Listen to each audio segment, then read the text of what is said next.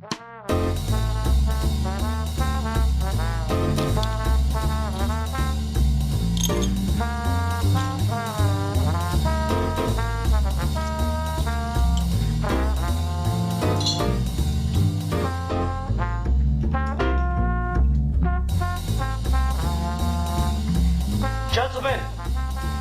the time has come once again to discuss things.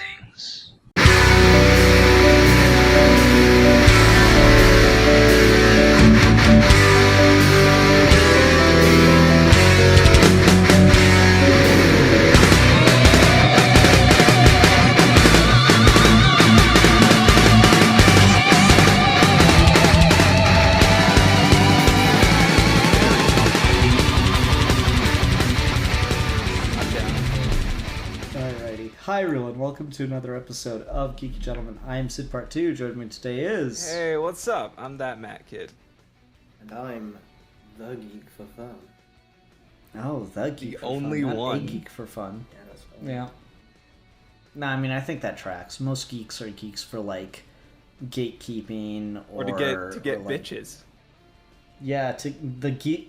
There we go. I'm going to change my fucking username. Sid Part 2 no more. I am now Geek for Bitches. and I just do it for the love of the game. Oh, yeah. I'm like Craven, but for comics. I once took a copy of All-Star Superman and buried it in the ground and then dressed like Superman. No, 100% I believe you've actually done that. This is why I'm the Geek. What are we talking about today? Today we're doing a topic Matt came up with in a top 10 style. Yeah. Matt, what is our topic around our top 10? Yeah, so we're talking about our favorite fictional universes, our favorite settings for stories. Because I was I play a lot of tabletop games, like your Dungeons and Dragons and whatnot, and so I've just like kind of world building and fictional worlds.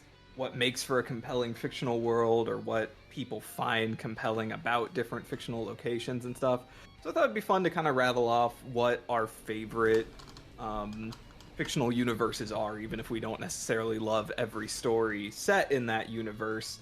I thought it'd be fun to just talk about the universes themselves that we really, really enjoy and what. Okay, I need to step in because my list has been composed not on what my favorite fictional universes are, but what I think are the best uses of world building within a fictional universe. Also fine. That's cool. Okay, because that's more the vibe I was getting from what you were talking about last time. And then you're like favorite fictional universes. I'm like, that's a very different list. Bro, I literally said favorite fictional universes as we were talking last time. That's what I said. No, you were talking about like world building and like what like our favorite universes that do really good world building. That is not how I interpreted my words, but hey, I don't know. That's what past Matt said. I don't fucking trust that guy. Alfie, what's your list like? Mine's kind of in the middle. It's all right, cool. A lot of these are like my favorites, but they're my favorites because they're good at it. Okay. Yeah, that's fair. Cool. All right. Man, that'll be interesting. We'll see. I might have to like put a lot of caveats on this, but we'll see how it goes. That's true, because if I had based it around like worlds based purely on the quality of the world building within the individual story, I probably would have switched a couple around, but like not all of them. So, but either way, I mean, I'm saying it like I did a lot of work. I literally came up with this list like 3 hours ago, tops, and just kind of worked at it from there. So, all right. Well, I apologize for not making the assignment clear enough, children. But I do not understand the assignment. Am I the Scarlett Johansson of Geeky Gentlemen now?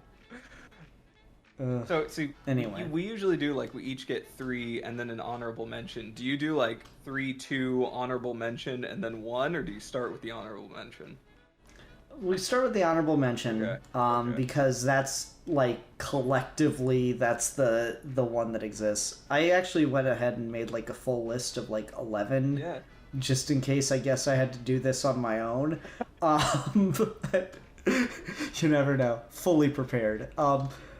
So like I can swap a couple out if we have any that line up. It's roughly we're talking about 10 fictional universes, and you, the audience, have to put them together into a cohesive list of 10 and what the true top one is. So I hope you like homework with your podcasts. Yummy homework. Yeah, who wants to go first? Who wants to start this off with their honorable mention? I guess I can, because it's my fucking topic. So I get to start. That's what I say. My honorable mention, the one that didn't quite make it, is Hyboria, which is the setting for Conan the Barbarian, or Conan the Cimmerian, before the movie got really popular. It's the only like traditional sword and sorcery fantasy world on my list, because truth be told, like traditional high fantasy, ye old times, magic and elves and wizards and shit is usually not my thing. Like it's just not something I ever really gravitate towards. Like elves and dwarves tend to kind of bore me. I'm okay with it in like things like D&D, because that's so different. You're kind of creating your own adventures and your own characters and kind of having your own fun with it. But like traditional fantasy worlds are typically really uninteresting to me. So what I like about Hyboria and kind of the world in which Conan's stories take place is it marries the kind of brutal intensity and like kind of inherent sexuality of something like Game of Thrones, right? Because Game of Thrones is something that has sex, has violence, it doesn't shy away from those things. Those things are a natural part of its world. And so Conan's world has that, but it kind of marries it with this very like pulpy adventure vibe, so it never gets quite as kind of down in the nitty gritty of how awful and shitty and terrible the world can be. So it gets to kind of have its cake and eat it too. You have this world that's very grim at times and certainly is no stranger to violence and things like that, but it never loses being like fun and adventurous and pulpy and weird and silly. The magic in the world of Hyboria is typically described in a sort of cosmic horror-esque way. Robert E. Howard famously was on pretty good terms with H.P. Lovecraft. They were friends. They went to the same clan meetings. Yeah, exactly. Well, they were pen pals, and what's funny about that is that Robert E. Howard, who created Conan and created Cole the Conqueror and created Solomon Kane, I think is him. He famously got, well, maybe not famously, but he got slightly less racist over time after talking with H.P. Lovecraft and being like, "Oh, dude, what the like this guy's maybe a little more than what I'm used to." So they kind of share a lot of ideas. In fact, if you buy like a collection of H.P. Lovecraft stories and like cosmic horror stories, you're usually going to find a couple Robert E. Howard short stories, because they were friends and kind of played with a lot of the same themes. Robert E. Howard's storytelling, unfortunately, there is definitely a lot of unfortunate descriptions of different races of color, the Darfari, for example, because in the world of Hyboria, it's pretty much just all different groups of humans. There's not really any, like, elves or whatever. And each group is sort of very loosely, or in some cases very explicitly, based on an actual historical civilization. So you have like Aquilonia, which is kind of the center of the civilized world in Hyboria, and that's mostly based on like ancient Rome.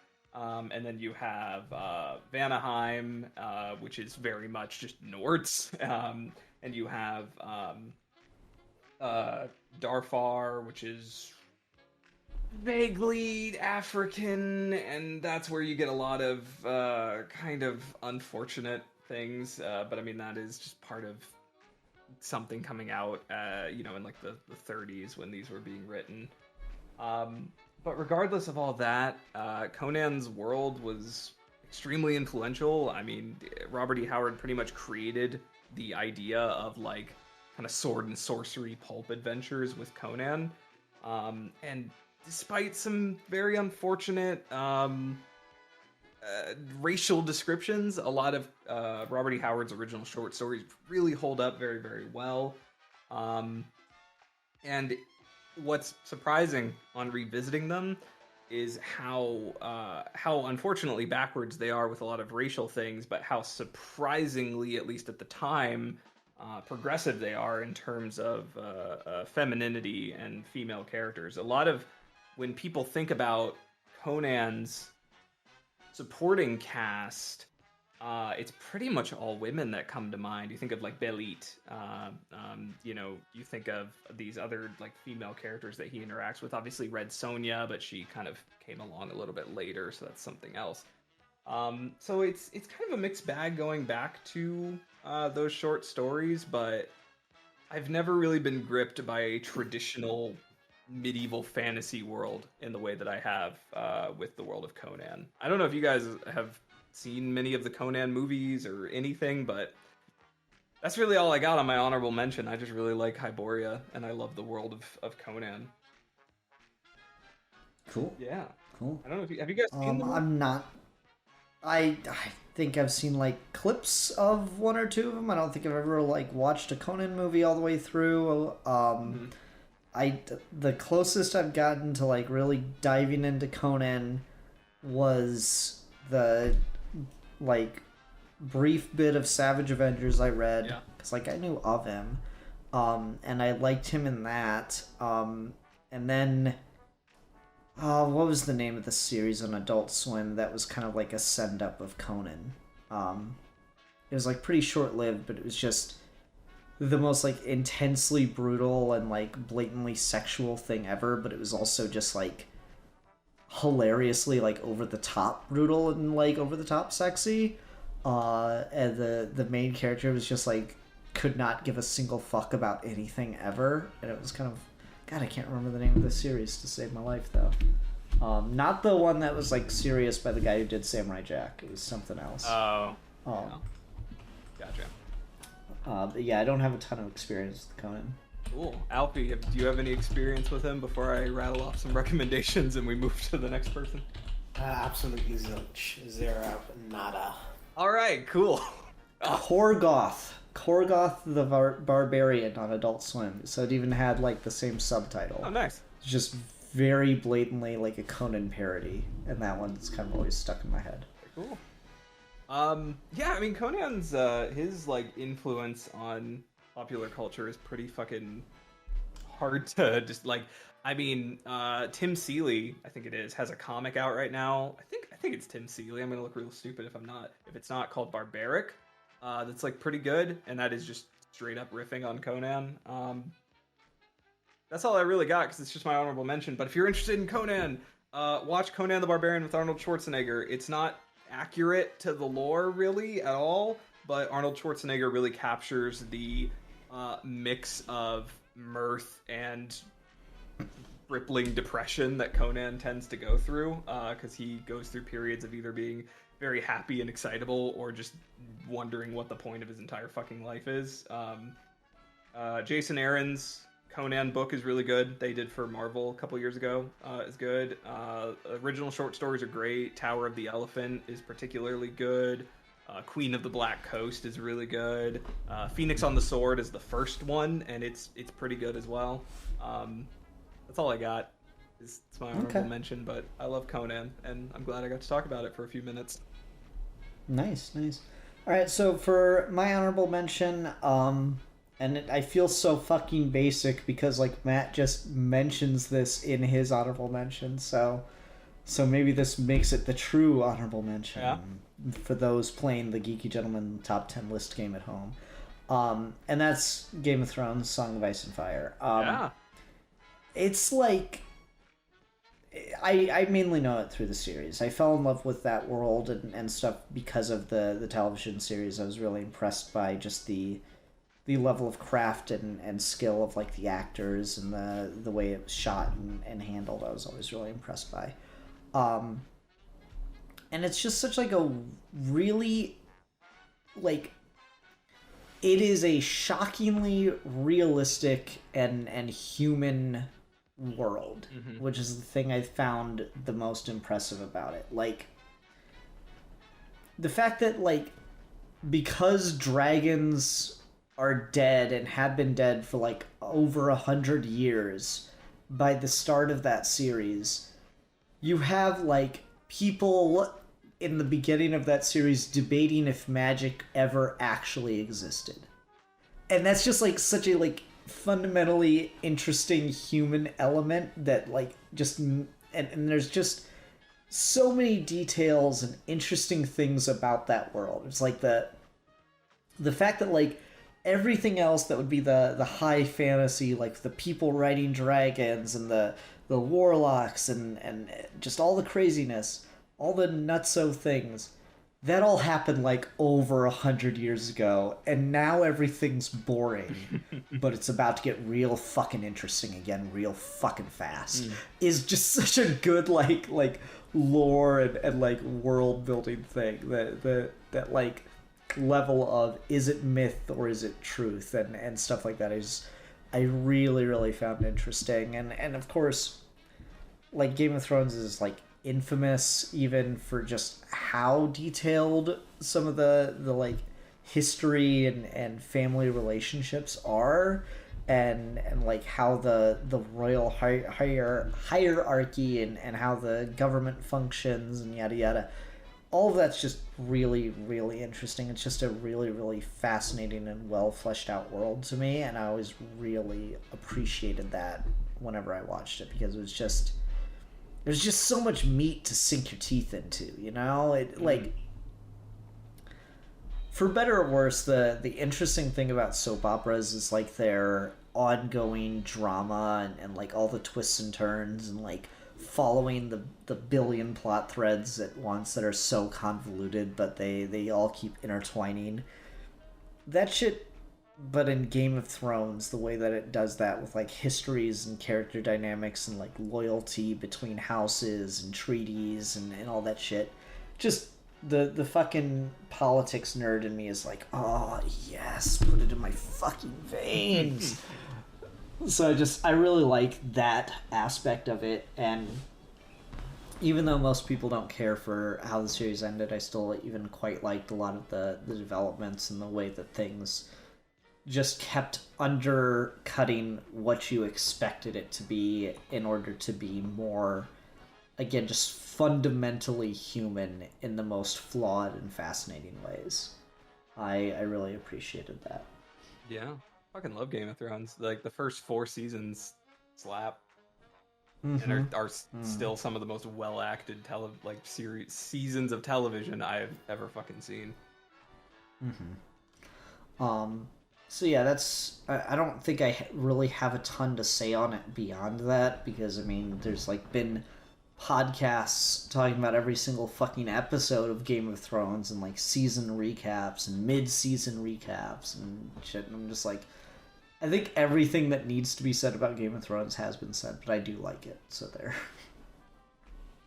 I'm still probably the only person that I haven't seen a single bit of it. You haven't watched Well, I don't want to be that person. I don't want to be that person who's like, you haven't seen Breaking Bad? You haven't seen Game of Thrones? But like, seriously, dude, you haven't fucking seen Game of Thrones? Nothing about it interests me. That's totally fair. I think, like, I think it's fair to be like, is it like that it's so focused on capturing the like gritty realness of it, or like? No, I don't mind that. I just don't have like the time period or the medieval sword and sorcery views and like the political thing. I just do not care.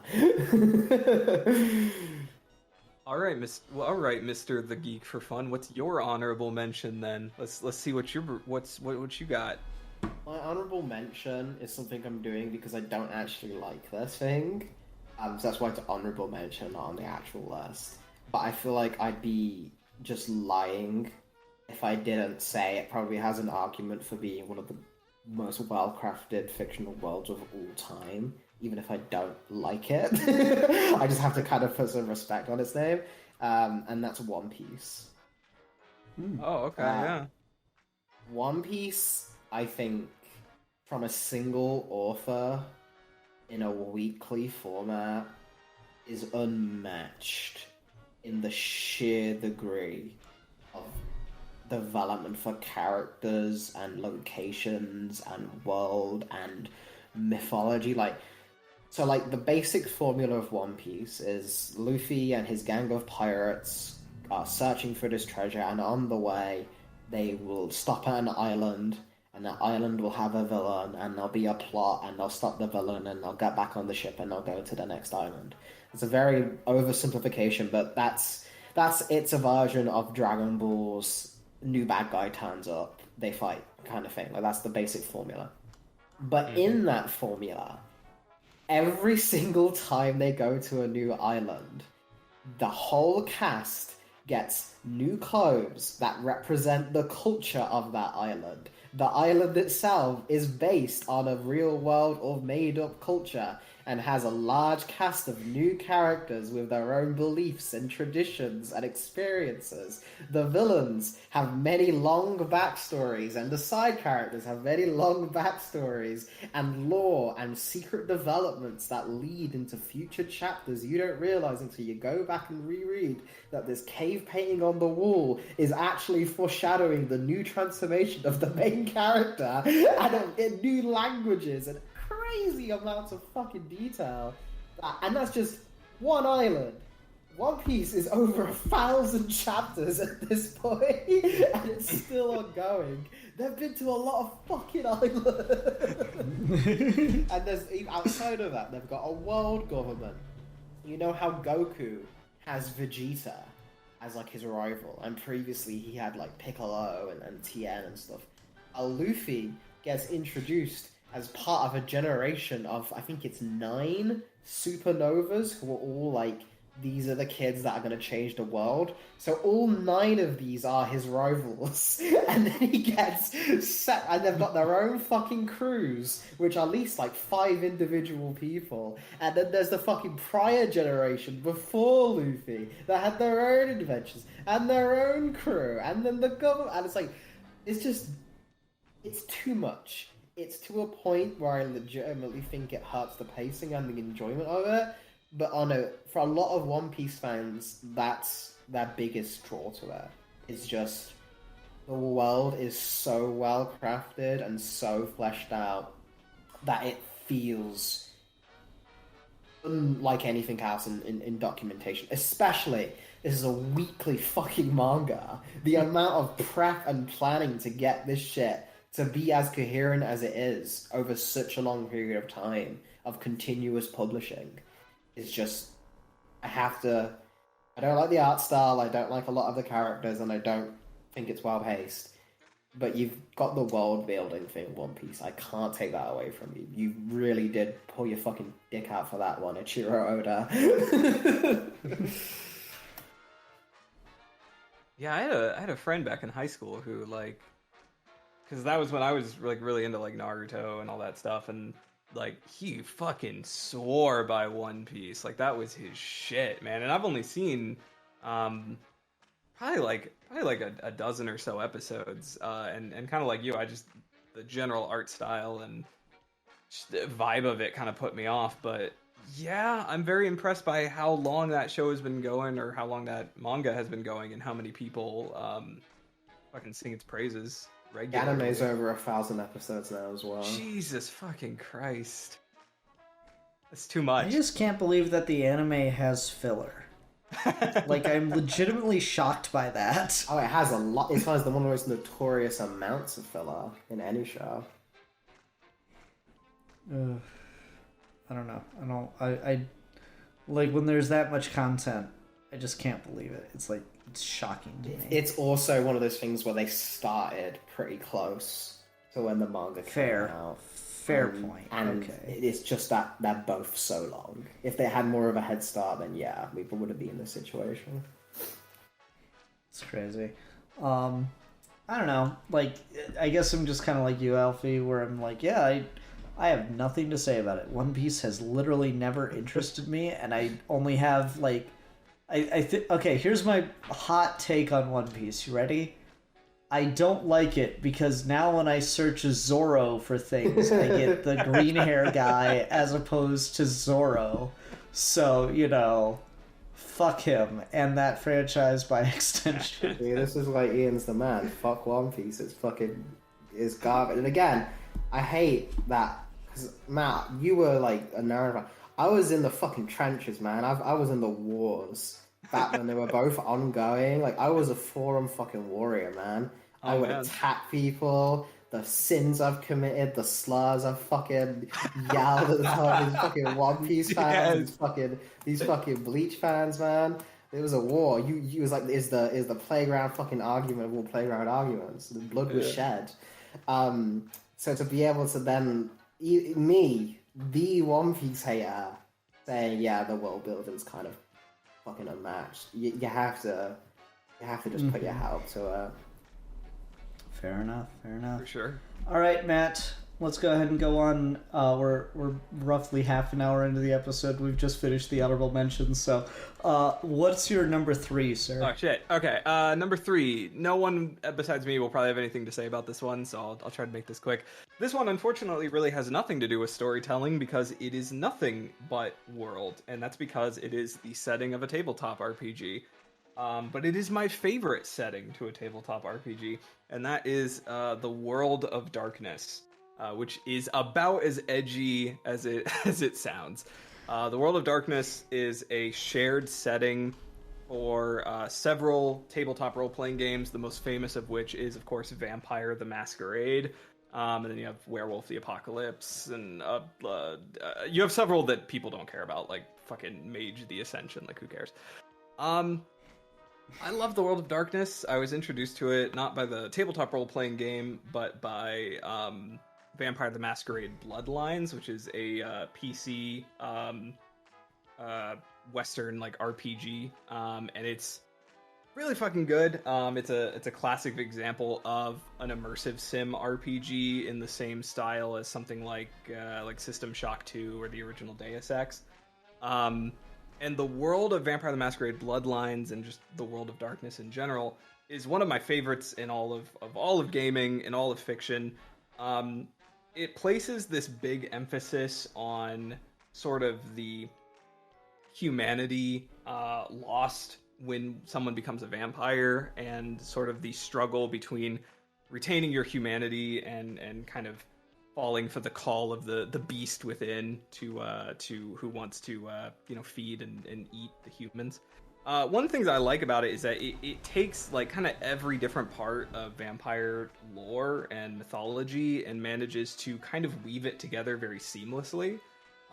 Because you have like, you look at like the original Nosferatu film, and you have kind of the way that Dracula looks in that with like the crooked nose, and the way the vampire looks in that with the crooked nose and the ears and the pale skin and stuff like that. That is incorporated into the World of Darkness alongside of the really sexy, super seductive vampires and things like that.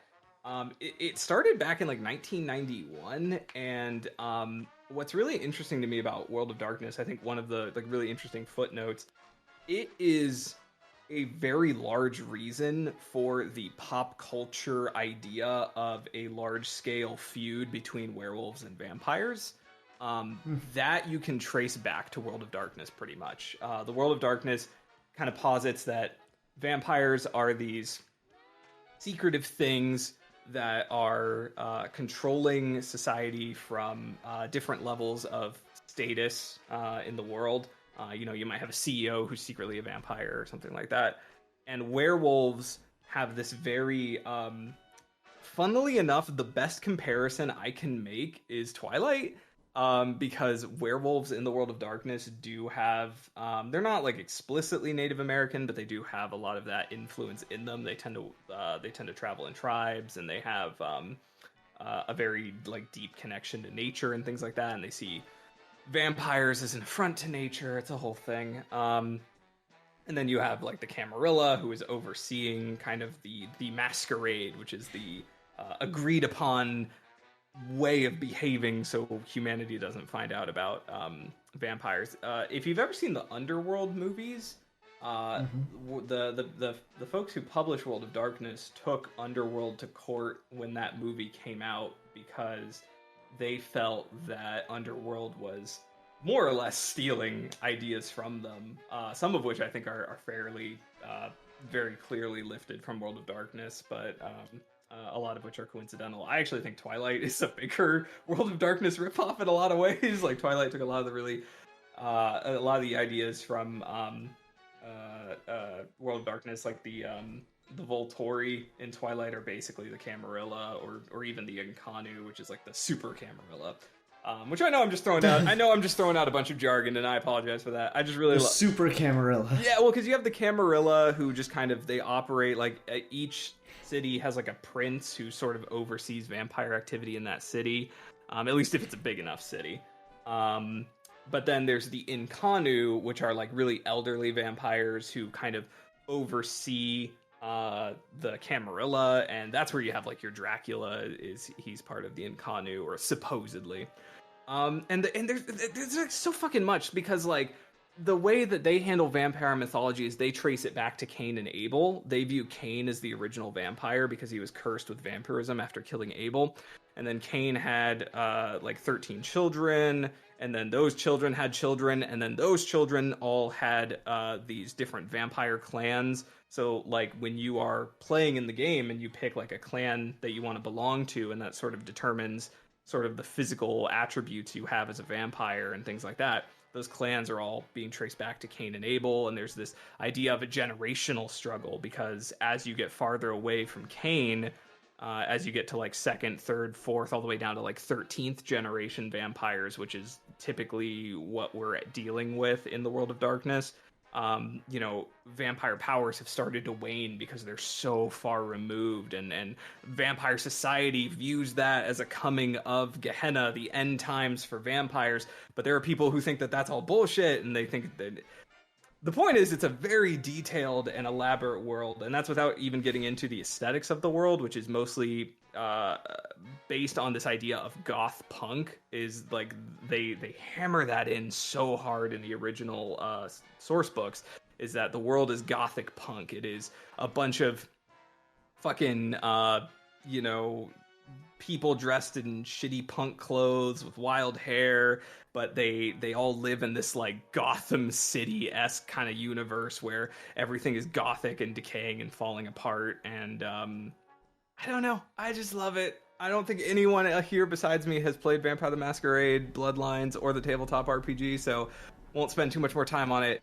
I just really love it. It's like one of my favorite fictional worlds of all fucking time, and it does vampires and werewolves better than anything. See, all you had to tell me was it does vampires and werewolves good, because I fucking love that shit, man. It does vampires and werewolves so good. I love the because like when you look at like werewolf fiction, you'll be like, okay, well, does your werewolf turn into like a big wolf man, or does he just turn into like a big wolf?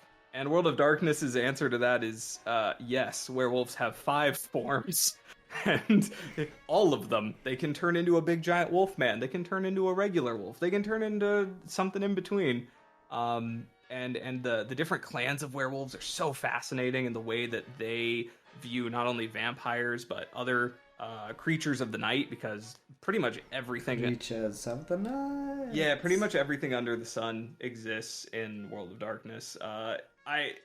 Vampire the Masquerade Bloodlines in particular I highlight, because I have this pet theory that game and Grand Theft Auto take place in the same universe, because they both are these over-the-top satires of like modern kind of capitalist America and how just fucking absurd it gets.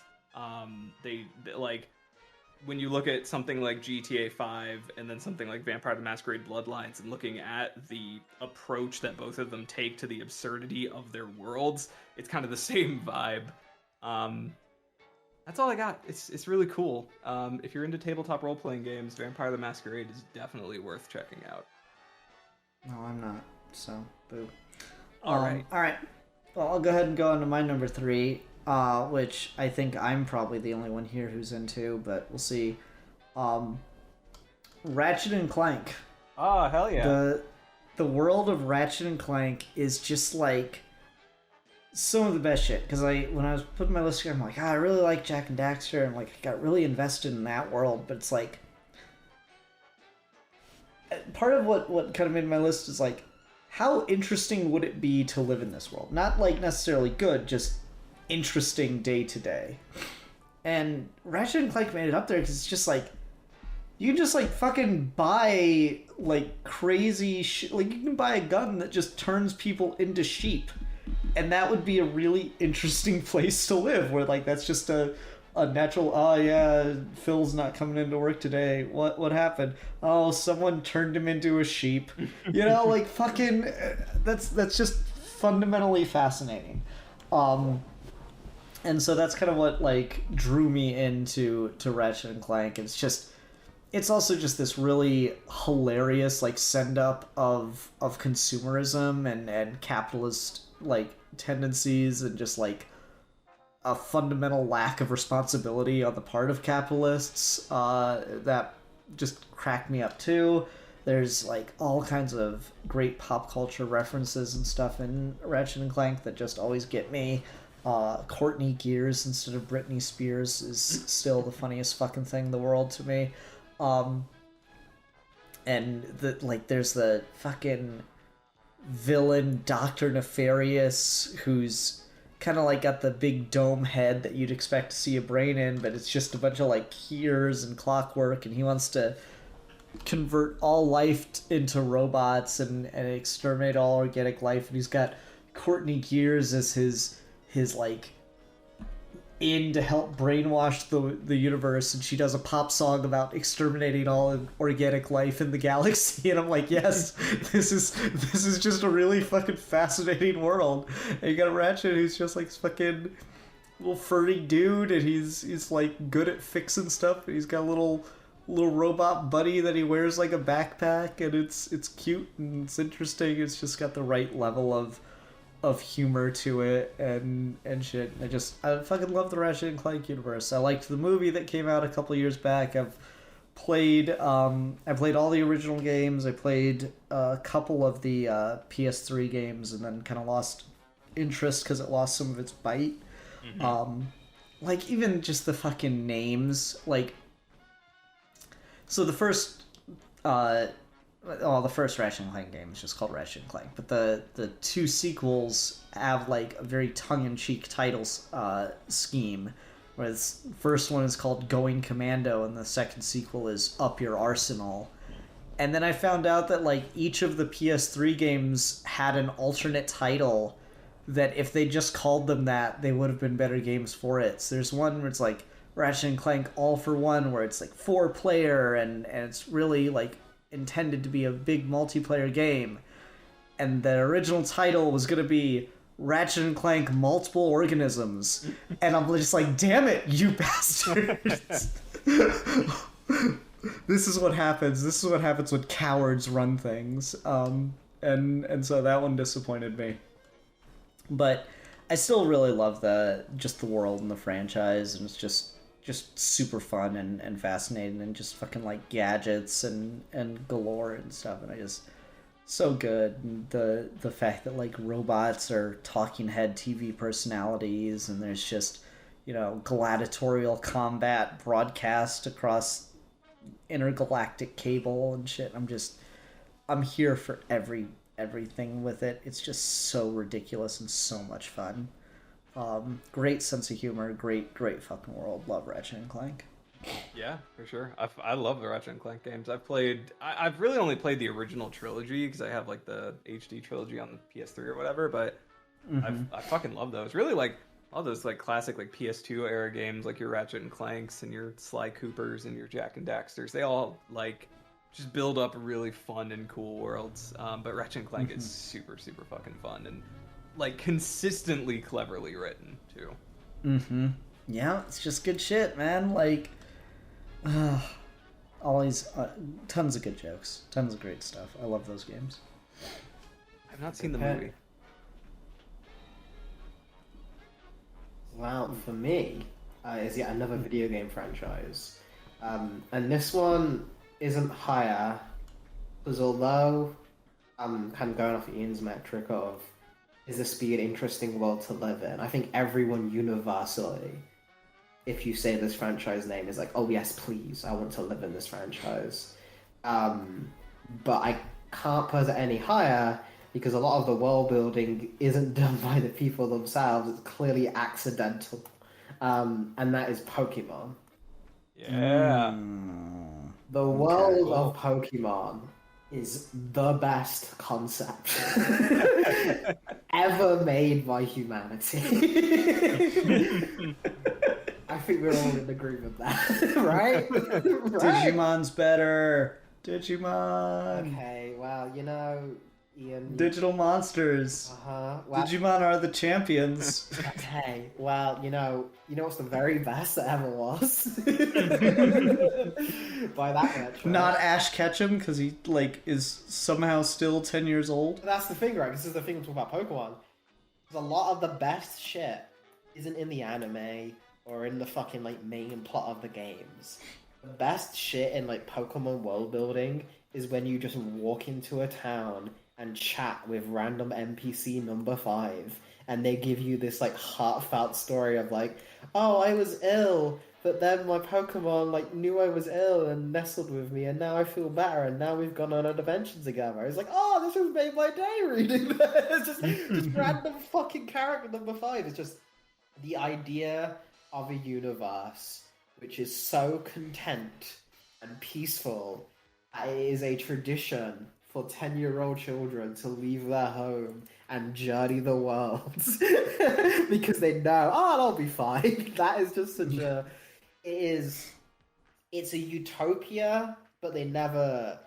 That's not the point of the series, and I commend it that they never go into what a lot of the fandoms and stuff try to make Pokemon edgier. They try to make here's the darkest secrets of this storyline, or here's this thing, and I think it's kind of missing a lot of the point of this is the idea you have as a child of walking your dog or catching bugs or whatever. It's the idea of adventure, the idea of when you're running around in the woods and it's a world. This is that as an actual, what if that was real? What if that was the entire world was built around a world where kids could actually do that? And I think that's such a fucking beautiful concept. It's continuously gorgeously designed. The art style and how the regions are done are wonderful. We spent a lot of time just basing the regions off different aspects of Japan, but now we've moved to doing every region is now a different part of the rest of the world, and that's been really interesting. Every single Pokemon has a Pokedex entry which goes into the mythology of that Pokemon and what other people's cultures believe about it. They've got multiple sprites. People have gone crazy with the amount of fan works and making up their own Pokemon games and their own regions. It is such a killer concept that although the storylines and the ideas at play are always meant for 3-year-olds and are never going to test you, it's just perfect as it is, kind of. The concept is just so gold, and they've done a great job of never poisoning that well, of always, no matter how much Peter goes after them or anything, they never... The closest they got to acknowledging that is Pokemon Black and White, and even then, everyone in that is universe and be no, those guys are the bad guys. The Pokemon are happy with their trainers, and it's not in oh, the society's wrong. It's no, they generally are. This is a world that is so utopic that even the idea of animal fighting, no one gets hurt, no one dies. Characters just faint. The Pokemon don't actually get hurt, and they enjoy it, and it's just sweet. It's just a good time. So if there was any fictional world I actually would want to live in, I'd always say Pokemon, because that's just what world peace should be like. Is you get to just run around and catch cute animals and fight with them. Hell yeah, man! I love. Feel bad if Alfie ever has any pets. God damn. No, you should feel bad for everyone else's pets because they're gonna lose. My cat would be fucking useless in a fight, I tell you what. The king cannot be beaten.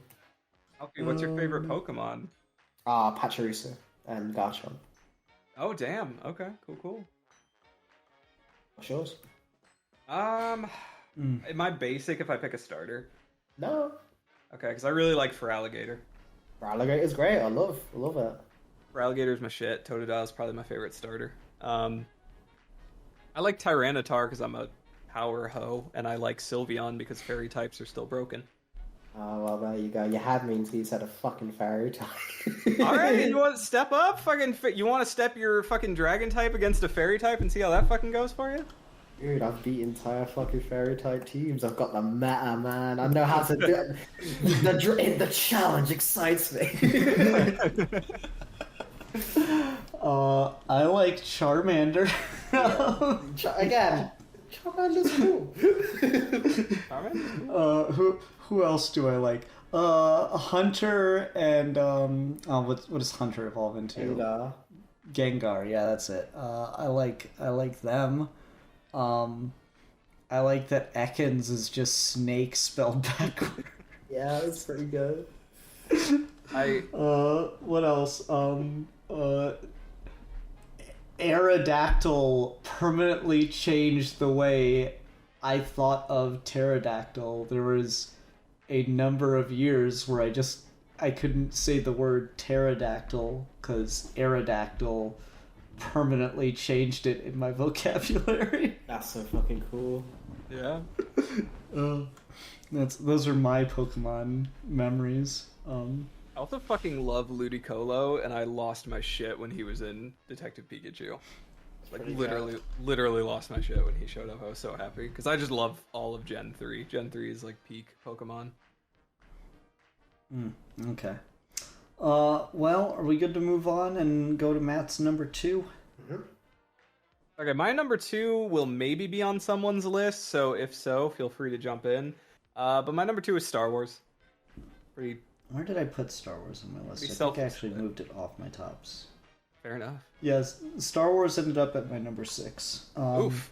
I just feel like I knew someone else was going to pick Star Wars, so I felt like I could push it off a little bit, you know? I figured someone... I thought Alfie might. I thought maybe Steve would. I don't know. But I was just... I had to. I'm not being true to myself if I'm not. I did that. Yeah? What yeah, is my number 2 as well. Oh, yeah, we can talk about... There we go, we gotta double up. We can talk about Star Wars. I like Star Wars a lot. I've been into it since I was a wee baby child. When my parents sat me in front of the original trilogy VHS, and I used to look away when Luke got his hand cut off because it scared me. Because Mark Hamill's reaction is just so fucking real, and I was... It scared me as a kid. You know what else used to scare me as a kid is Qui-Gon getting stabbed. Like, that used to get me. But I love the world of Star Wars. I think a commonality among the worlds I like is a sense that anything can happen. And like Star Wars gives me that. 'Cause Star Wars is so fucking vast, and like the Force can be so mysterious and interesting. So there's always this sense of possibility and cool things that can happen. I really love the lived-in feel of the original trilogy in particular. That gets praised a lot because of how different it was from science fiction at the time. Funny enough, I still don't really care for the prequels that much. Part of that is I don't like the aesthetics of the prequels as much as I do the rest of the universe, but I still have a fondness for them for sure. I just love the fucking Jedi and the Sith and the bounty hunters. Because it seems like you can only be a Jedi, a Sith, a bounty hunter, or a senator in fucking Star Wars, and I love that. Those are the jobs. Those are the jobs. That is what you have. Those are the jobs. And yeah, I love Star Wars. I love the originals. I love the sequel trilogy for the most part, and I like things about the prequels. I'm not a big fan of the Clone Wars era, but that's just me. Oh, so you don't like the good stuff. Got it. Okay. Yeah, that's it. I don't like the good stuff.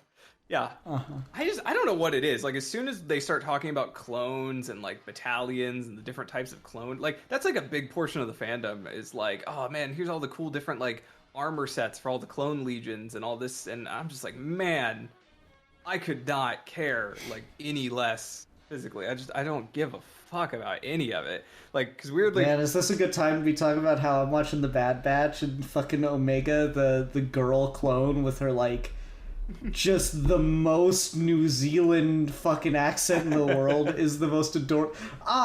Hang in there, Moochie. Like, it's just fucking cute as shit. I'm sure it is, but if I'm being honest, as soon as I saw the promo for Bad Batch, I was just like, not in a million years am I gonna watch that. I give no fucks about that.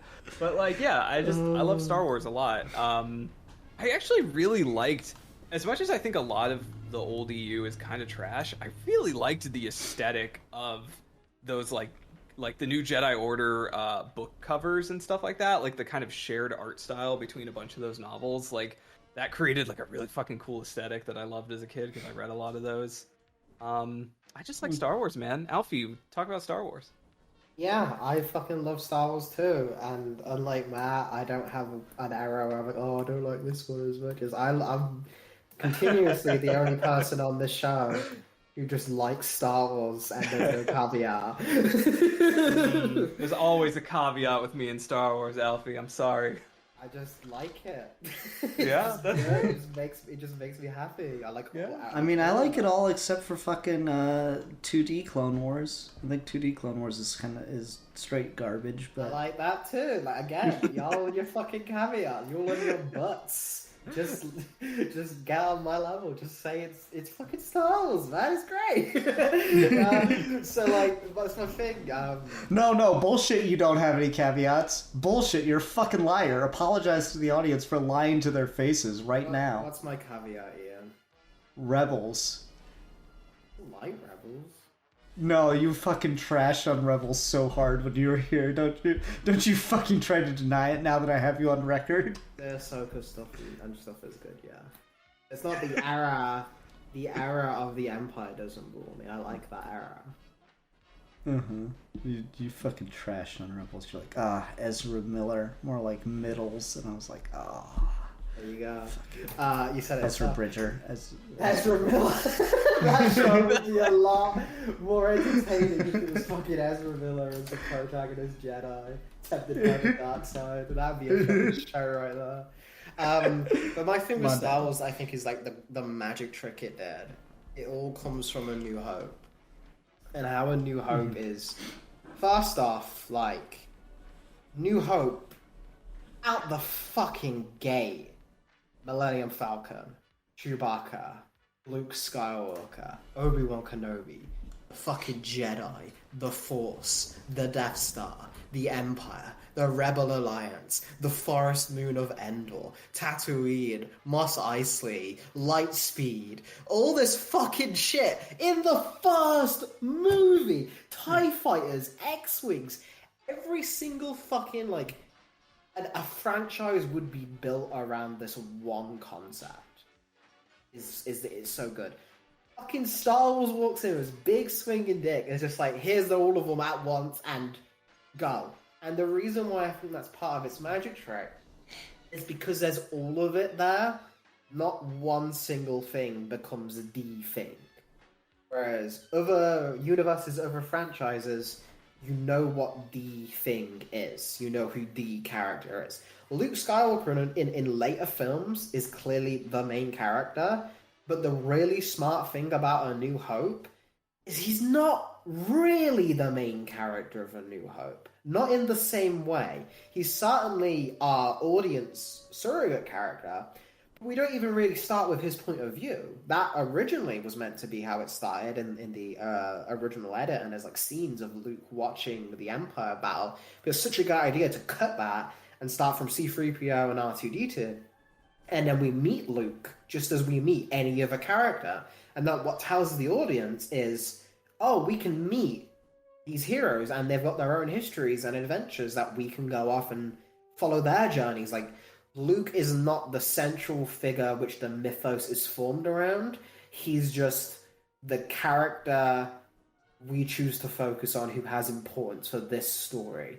But he is not the guy. And even when we get super far into that with, say, when we have Rey or Anakin as like the chosen one, really fucking great idea with Star Wars is even though Anakin is the chosen one of the Force, he is everything to do with that. Most fucking people in Star Wars, if you told them who the chosen one of the Force is, they wouldn't give a fuck. Who is that? I don't care. What's the Force? Is it even real? It doesn't dictate the rest of the universe. There's every different faction, every different subset has levels and tiers in different places.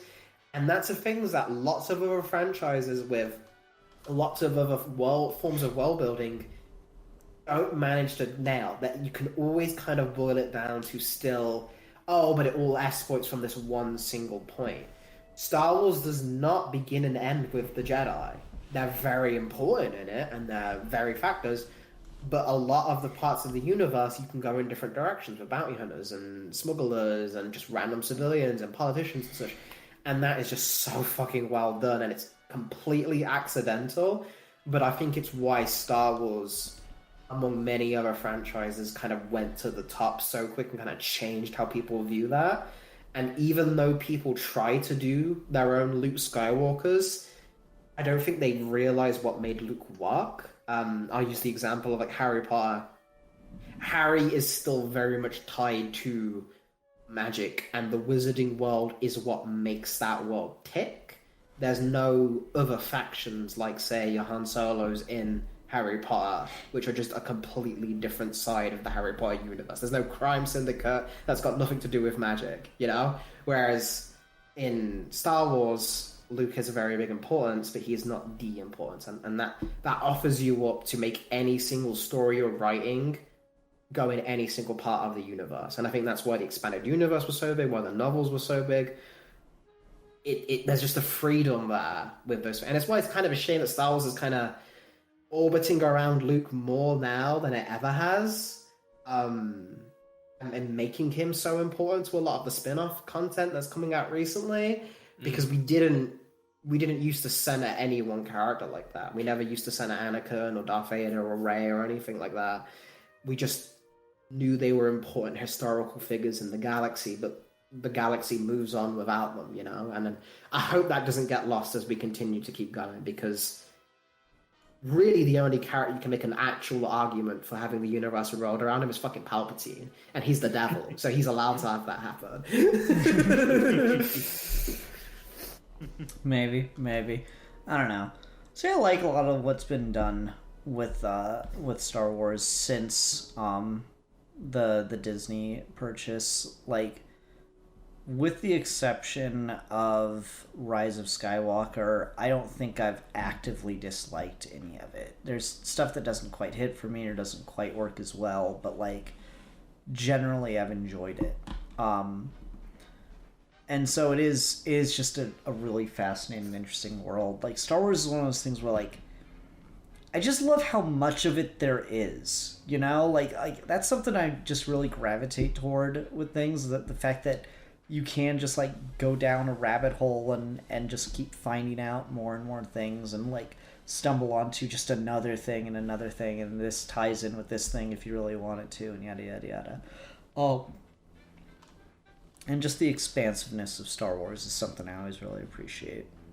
And the worlds in it are great, you're right. I love all the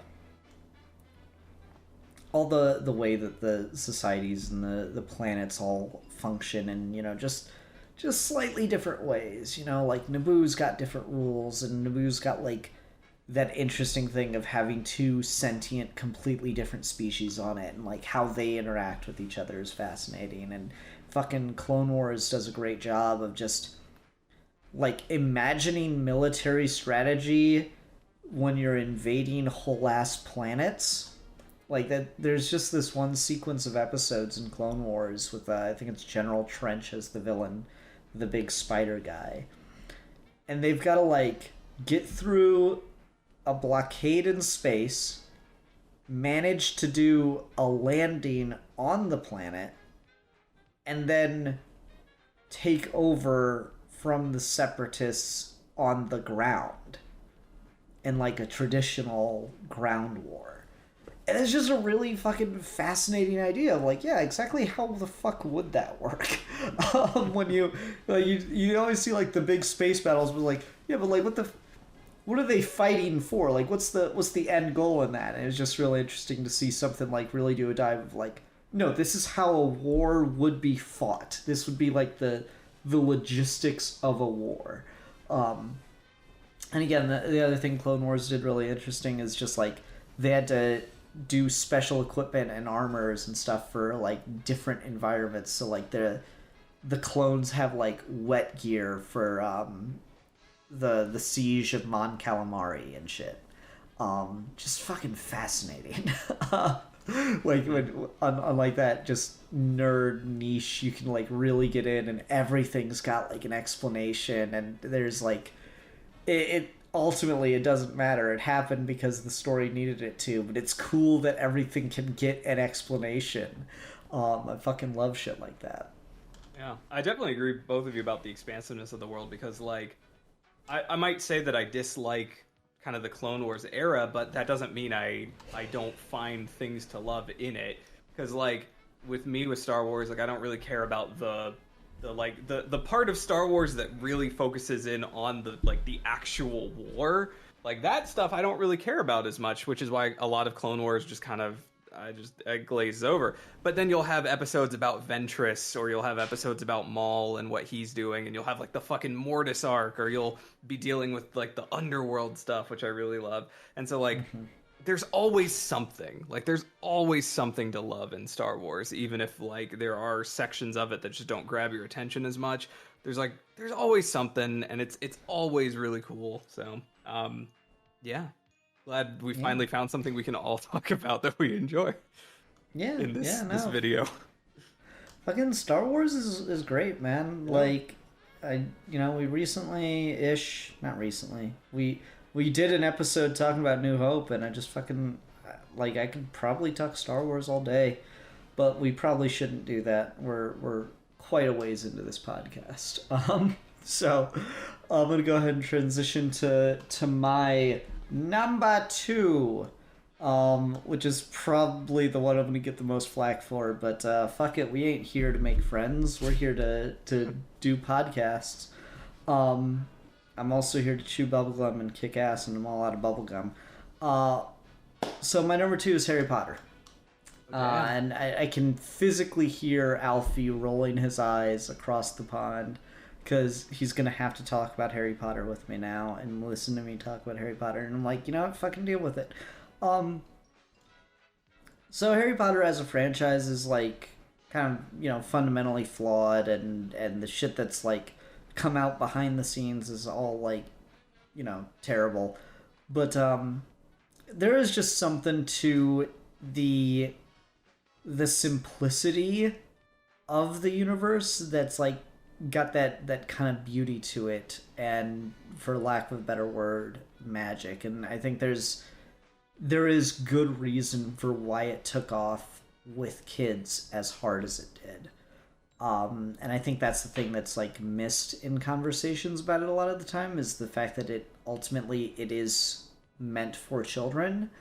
And just like that like the fact that it is a universe wherein anyone can do magic if you're so gifted, without considerable effort, is fascinating. And you're never going to be good at it unless you do put in a lot of effort. But like all of them can just do it, because like so often like magic, and kind of necessarily so, because it's fucking broken if you don't do this half the time. Magic in other franchises is portrayed as something that like old men do, and like old witches and stuff, because it takes like years to learn and to master and everything. Whereas like we were just talking about Star Wars, every kid wanted to be able to just like reach out with the Force and grab something. But it's revealed that it takes like years of training in universe, and like only a select few can do it. And Harry Potter still has like that technically only a select few thing, but like everyone's waiting for their letter to Hogwarts. And it's just like, you're gonna have to get good at it. But like all of the kids can do magic. They're like 10, 11 years old, and they're like lifting shit with the wands and turning things into to animals and shit. And like that's just there's something just inherently perfect about that notion. And the kind of world that spins out as a necessity of that.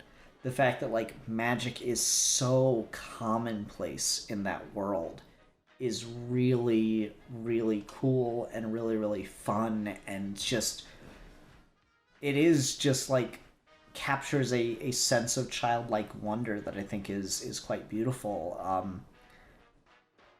The films are an interesting bunch because kind of everyone universally agrees that number 3 is the best, and that everything was trying to be number 3 after that. It really was. And failing to different regards and failing in different respects. But like I feel like 1 and 2 are like low-key the best of the franchise in just capturing the feel and the atmosphere of like what it was like to read the books as a kid. Because just so much is just constantly happening on screen, and it's just like it's so well presented by Chris Columbus in those first 2 films. And I really do like for as much as I think like 3 on are probably better films and more tight narratives and better directed, they do lose that like fundamentally fascinating and like beautiful side to the franchise from that childlike perspective. That I think really, really hit and kind of made Harry Potter what it was. Because like again, if just on that rule of like, yeah, I'd want to fucking live there. That sounds pretty fucking hype if I could live in the Harry Potter world.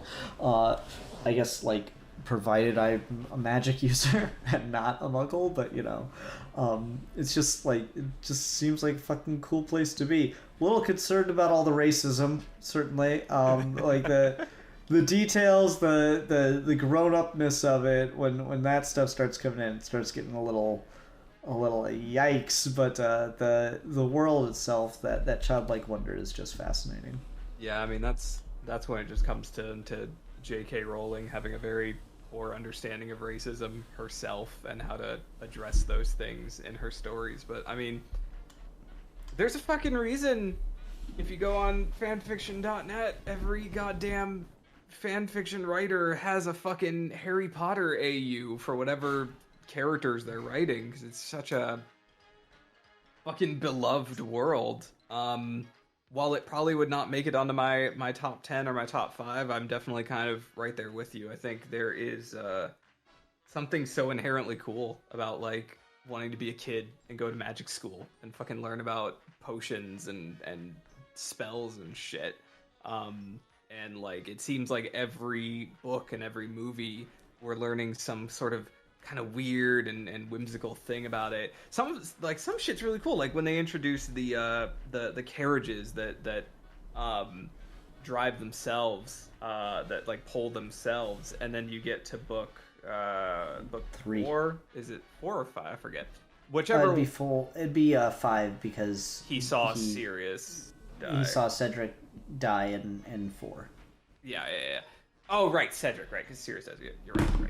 So, like, yeah, and then you get to that, and you find out, like, oh, no, they're not being pulled by themselves. They're being pulled by these skeletal horses that can only be seen if you have seen death before, if you've seen it. It's like, there's just a lot of really cool stuff that kind of compounds later on as the series. I think there is a strength to what J.K. Rowling did there. You'll learn things in the first handful of books that then get sort of expounded upon in slightly more adult ways in later things that I think work, not all the time, but it definitely does work sometimes. And no, I mean I'm right there with you. I think Harry Potter is a cool universe. I'm a little sad that I can't get myself to be more excited about Hogwarts Legacy because of J.K. and the general fucking story of the game, but like it does seem like a world that's pretty easy to just kind of have fun in.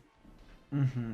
Like Haley and I, for our honeymoon, we went to Universal Studios, and they have like the Harry Potter land, and it's just like it's so fucking cool to go there, and I really wish I'd like done more research on it, because like, so you can buy the wands, and we bought a couple because they're neat and stuff, but you can buy like these Bluetooth activated wands, and you can just like flick them at shit in the theme park, and shit will just happen, and that's fucking cool. Like, I really wish we'd, like, if we ever go back, we ever do it again, and I don't know, maybe not, but yeah, no, I'm fucking getting one of those, because goddamn, like, just I like, we'd already budgeted and kind of like spent a little too much by that point, so I couldn't justify getting another one. But I was like really like looking around at all the stuff, and I'm like, man, I don't want to fucking make the skeleton guy dance on this. Damn it. So yeah, it's good stuff. Alfie, what are your thoughts on Harry Potter? Bad. So it's boring. Again, the idea of going to a school and learning this thing and having this magic, like, yeah, it's kind of a tried and true formula. There's a lot of different stuff that use it. But just the idea of Harry Potter itself as a world, and just the idea of, I don't know, man, I don't want to. The fact that the majority of it is set within a fucking school is just so fucking boring. I don't want to go back to fucking school, man. Oh, it's fucking shit. like, get them out of there. Like, have them. And I guess they do things, but like the point is like, oh, he's meant to be following through the whole thing and stuff. I just don't care. I just want to. You can have other interesting aspects of it, and I think the thing with Harry Potter as well that J.K. Rowling does, and there's a lot of British authors who do this, and I never understood it, is they always go for the fucking potty humor with the magic and the world. Like, these creatures and things are like normally described as, oh, they smell horrible, oh, it makes a fart noise, or this magic will make your snot explode. It's just unpleasant to be around, man. Like, have some fucking decorum. Like, I just do not. Ever since I've been a child, I've never looked at Harry Potter as a place I would ever want to be. It's just want to have a universe where part of it is you need to be in the school all the time. Like, no. Okay, but Alfie, do you know? Have you heard what J.K. Rowling says about how wizards used to go to the bathroom? Yeah, they just let it out. That's what I mean. And then they just vanish it away. Does that change your mind? Does that not sound like a place you want to live? Where you can just fucking shit anywhere and just vanish it away? No, that makes a noise, man. Like, you just fucking dropping your drawers in public. Like, that's not scary. Silent but deadly, you know? Like, that's gonna have some rip to it, you know? I don't want to be walking in class fucking plebeious cook. My fucking defense against the good taste teacher is like suddenly walks in next to my thing and is like, Taylor, your wag is unsatisfactory. Like, no, I don't want it. I don't want it in this house. I don't want it in this mouse. So good. Fair enough. The only cool part about Harry Potter is they all get like a pet little owl. But Harry's fucking awful to his poor fucking owl. Yeah, he's fucking a dickhead to it. He keeps in that horrible cage all the time. No, he has to, because his fucking step-parents are dicks about his shitty uncle won't let it bird out. It's just bullshit. Like, that's not a power fact. That's not wishful. He should be dead book one. I don't want to see this shit. It's just lame. The whole fucking franchise is just lame. Okay. Anytime I can get Alfie to talk about Harry Potter, I'm happy. What is the coolest spell in Harry Potter? What's the spell you're like, oh, this is so fucking dope? What's the final flash of Harry Potter?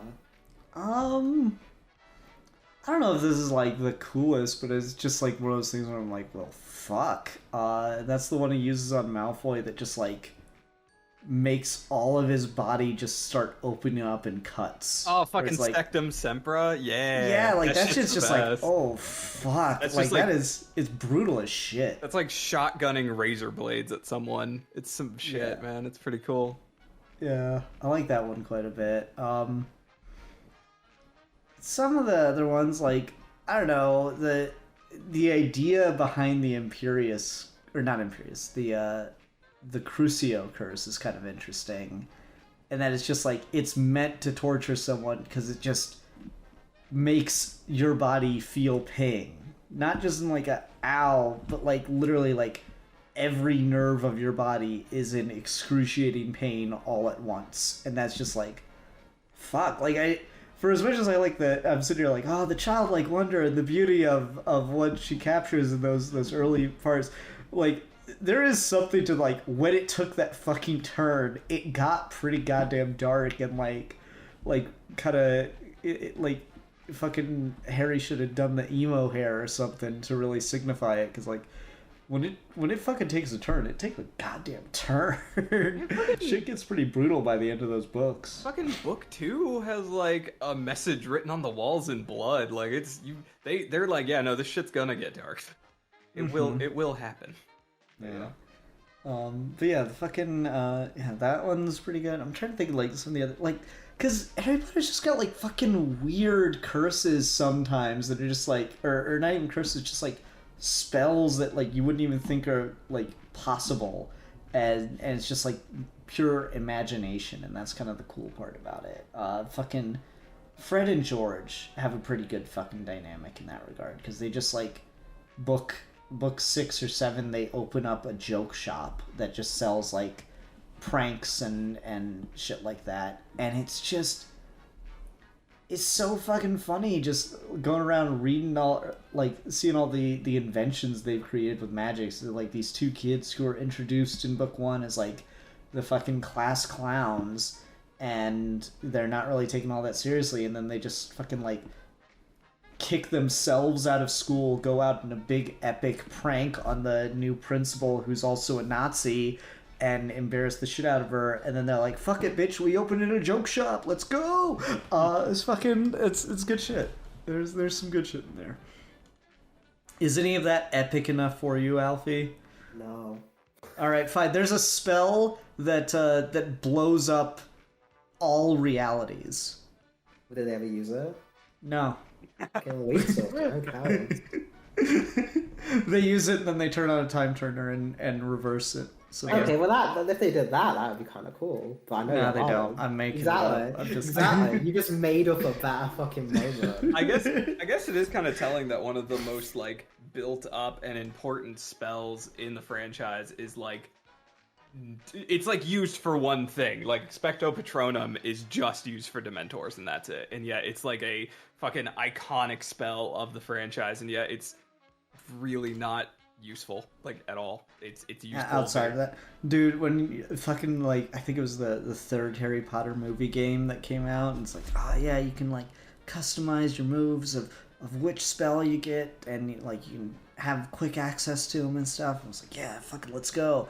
And you gotta pour all your magic resources into learning a spell. I'm like, yeah, I'm gonna fucking Expecto Patronum. I'm gonna learn like the best spell in the fucking game. I'm gonna get this maxed out early on in game. I'm gonna have it the whole fucking time. And I'm just like shooting a deer around, and it doesn't do a fucking goddamn thing. Expecto Patronum is like useless 99% of the time, and yet it's one of the most like iconic and built up spells in the franchise, and I always thought that was weird. I'm just like, it's just like, I think it's pretty indicative of the whole franchise.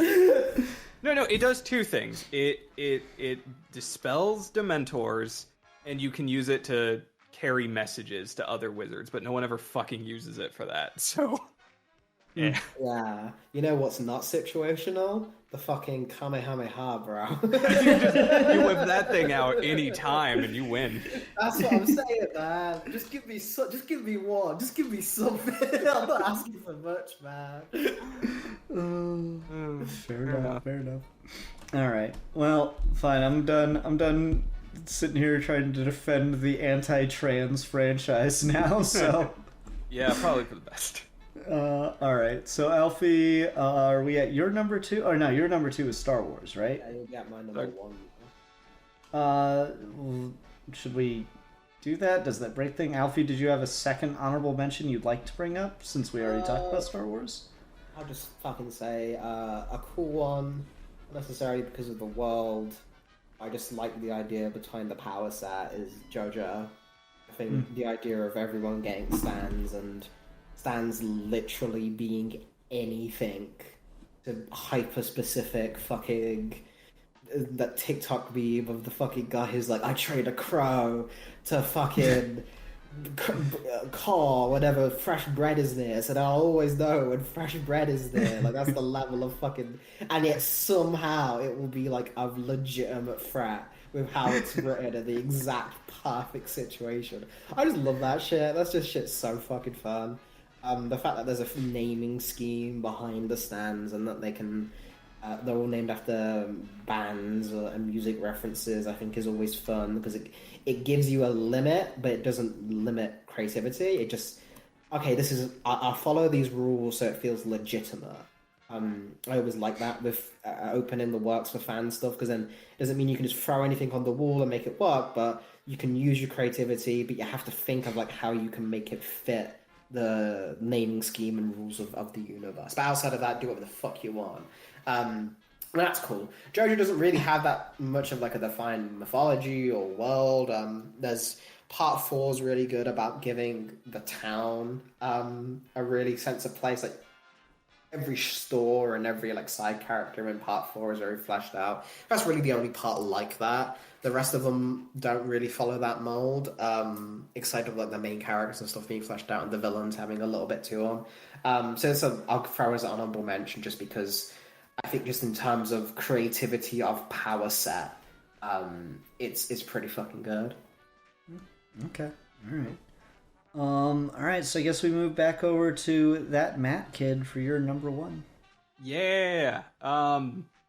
So my number 1 is a video game world that is my favorite video game world, and yeah, probably, honestly, the more I've thought about it, I'm just like, yeah, I cannot think of a single fictional universe I like more than this, and that is Fallout. I fucking love Fallout. And Fallout 1, I kind of liken to A New Hope, having kind of heard, like, when Alfie was talking about how A New Hope kind of came out on all cylinders, just came out fucking swinging, and just all the fucking iconic shit just comes straight out of that.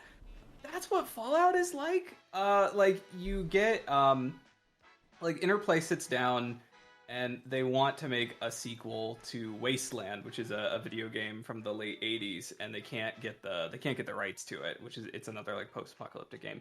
And they can't get the rights to it, so they say, fuck it, we'll make our own Wasteland with blackjack and hookers. Forget about the Wasteland. Forget about the Wasteland.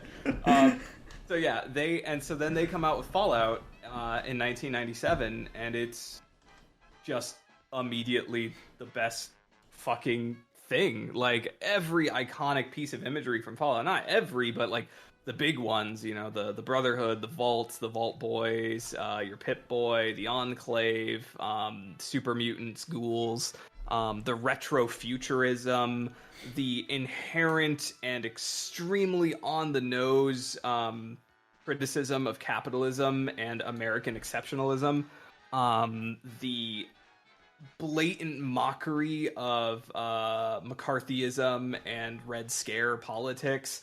Like, it's just all immediately there and done like perfect to a T. Fallout is a post-apocalyptic world where basically in the year 2077, America went into a nuclear war with China, and 2077 is when the bombs fell. And then the first Fallout game takes place just shy of 100 years later. I think it takes place in like 2160 something. And it's basically dealing with the fallout of that war and dealing with the different factions and the different things that have come up. But what's interesting about the world of Fallout is that it's not really our 2077. It's very much like culturally we got stuck in 1950 and just kind of stayed there. So like our technology got better, we got nuclear power and things like that, but culturally, aesthetically, we kind of stayed in the 1950s because it's very much doing retrofuturism. It's looking back at 1950 and saying, what did we think the world was going to look like, in the 2000s? Let's just say the world was that, and then also a giant nuclear war happened, and now we're dealing with the fallout of it. And it's so many things, like I said, like the critique of Red Scare politics and American exceptionalism and capitalism. So many of those things are so baked into the universe and baked into the world and the story of especially that first game that it's hard to get away from. It's hard to separate them. So I just really like Fallout a lot. Fallout 2 kind of does a slightly different thing, and then Fallout 3 I don't care for, but then we get back right to the good stuff with New Vegas. And New Vegas, we're dealing with, these different factions like Caesar's Legion, because they're trying to remake the wasteland in the image of, Rome and the Roman Empire. And you're dealing with the remnants of the United States government, and it's kind of a lot to go over. But the point is, I love Fallout a lot. It's hands down my favorite fictional world. It retains that idea of almost anything can happen, because Fallout is such a vast and kind of crazy world. It even became kind of known for that. There were Easter eggs in the first one where you could like find a fucking TARDIS and shit like that, which was very fun. I don't know if y'all have played any of the Fallout games or not, but they're like my favorite thing. I wanted to. I feel like that's a franchise where like I wish I had gotten into it when it. Were any of them on? I know I saw a lot of them for Xbox. Were any of them like PlayStation available or stuff? Fallout 3 and Fallout New Vegas are both on PS3. Okay, so yeah, that's something I wish like I just had picked up at the time, because I've always been interested by the concept. I've just never played them, and now I'm at a point where I'm just like, long-running fucking RPG, no time for that ever, no, please. So like I feel like I missed the boat on that one, at least for a good bit. Yeah. So, but I've always been interested, but I think the iconography is great, I think the idea behind it's cool.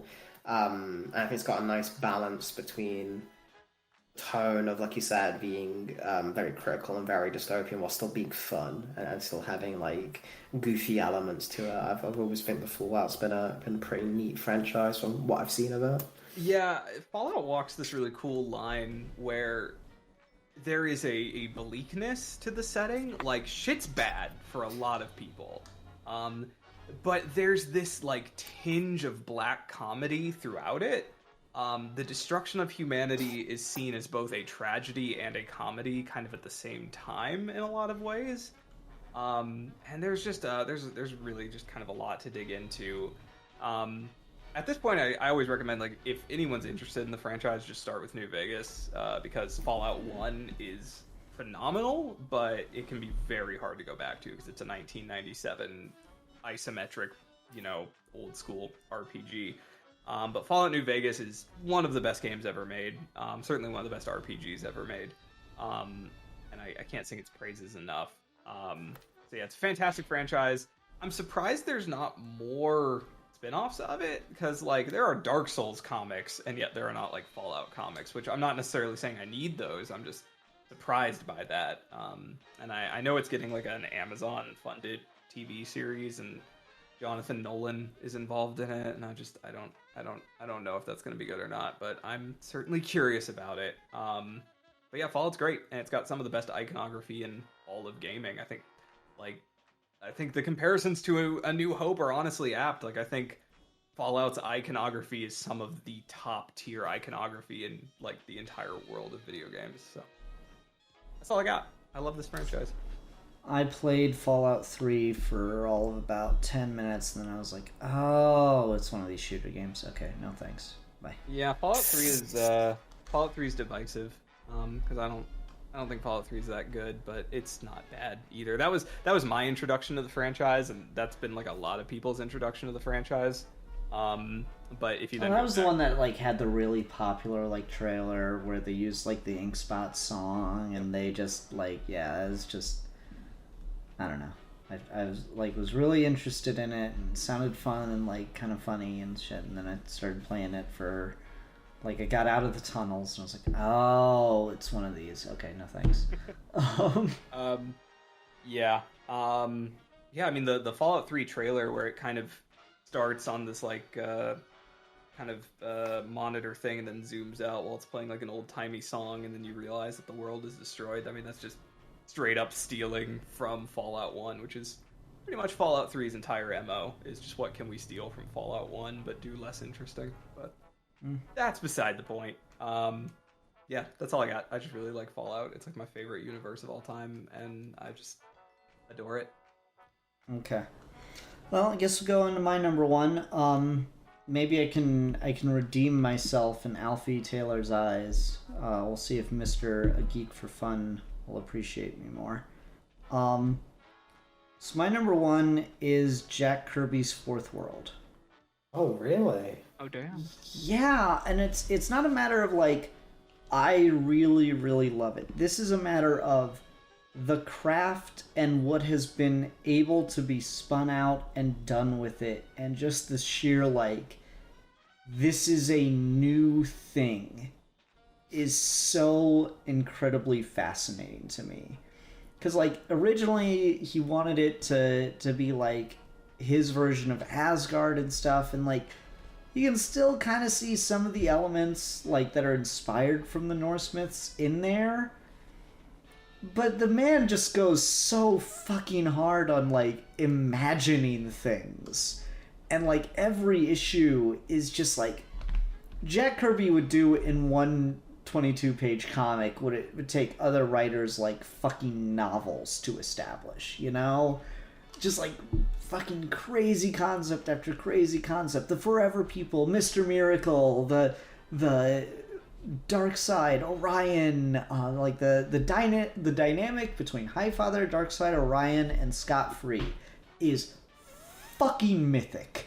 Like, it is so perfectly fucking mythical. It's amazing.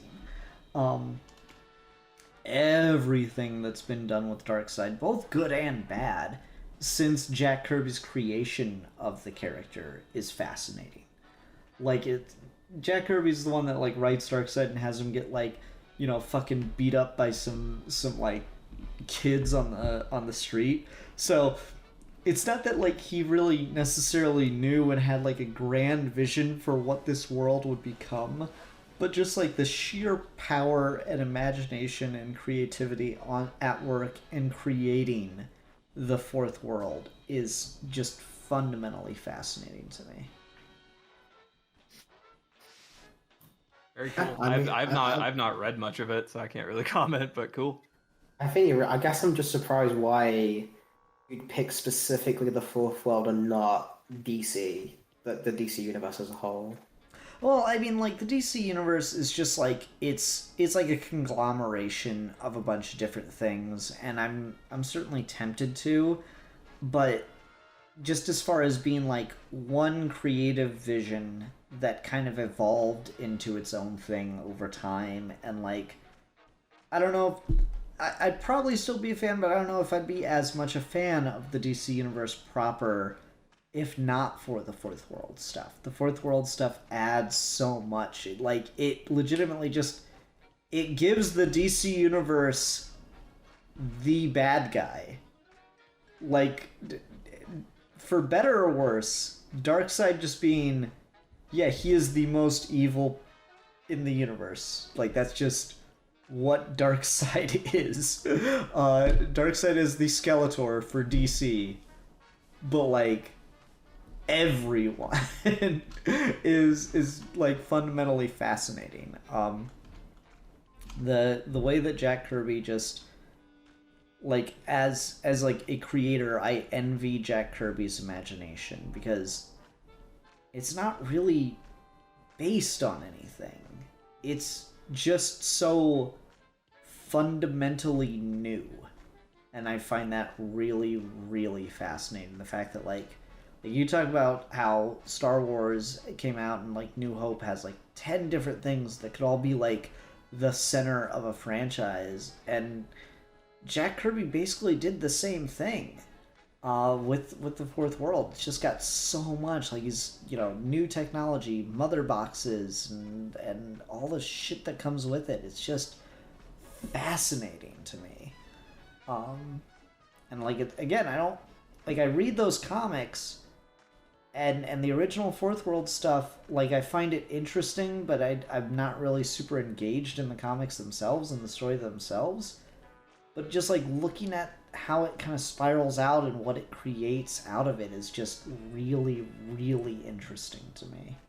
And I kind of just, like, appreciate the imagination and effort that went into it all. Yeah, no, I think you're completely valid with it. I think it's one of those things where Kirby's always been a well of just fucking pure inspiration and ideas that no one has ever thought of and still are trying to understand to this day and just missing the point of, like, these basic concepts. But Fourth World was really where he kind of just decided to just make his fucking epic, and then to the extent as when he didn't get to finish it the way he wanted to, he tried to do the Eternals afterwards to do another version, and he didn't get to finish that one either. So the fact that it turns out as well as it did is fantastic. And I think the key to just I guess, like, maybe for Matt or any other casual listeners who don't quite get, like, the scope of the Fourth World stuff or why it works so well. So, like, how the Fourth World works, and, like, the Luke Skywalker figure of the Fourth World, who's, like, the person who just can't understand the concepts of these things. Even Luke Skywalker's too generous, because this character doesn't have, like, any... Like, if Luke Skywalker... Alright, the fucking R2-D2 of the Fourth World saga, who's just there for a lot of it, and, like, comprehends these things, but it doesn't impact anything super major. It's just there to be our audience POV, just to understand the chaos. C-3PO is probably even more of a better argument. In the Fourth World, that's fucking Superman. The scale is so big, and these characters are so huge, and the stakes and the ideas at play are too much for mortal men and minds to understand, and yet they're the same stories of fathers and sons and dynasties and legacies and betrayal and heartbreak and love we've been telling for centuries. The way we understand that is from Superman and Jimmy Olsen going through this shit and be like, "Yo, this shit's fucking weird." And this is Silver Age Superman. He's like, "Oh, this shit's fucking weird, and this is too much for me, Jimmy. Let's go back to Earth where fucking Lois Lane's been turned into an ape for the 50th time. That's more our level. This is more our speed. This shit's crazy." So that's just, again, even understanding just how well done they are. So yeah, I do think there's a very strong argument. So Jack Kirby was like, all right, if the Third World was Norse mythology, I want to make a mythology that comes after Ragnarok. I want to make my own mythology that just fucking works.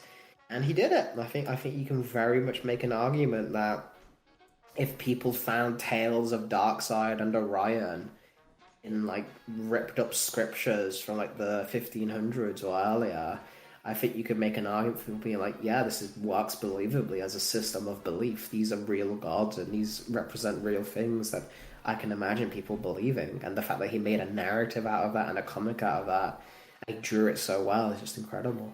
Yeah, no, for sure. Like, it is the most fundamentally epic thing, wherein, like, the first pages of New Gods start with the death of the old gods. Like, it's just, holy shit, there were, like, gods beneath these ones that came before and are lesser than because of it. It's just, like, again, it's just mythic, because that's what you get, that with, like, the Titans and stuff with Greek myth and shit. It's just, like, the fact that there are gods that are less than these gods is just really fucking cool right out the gate.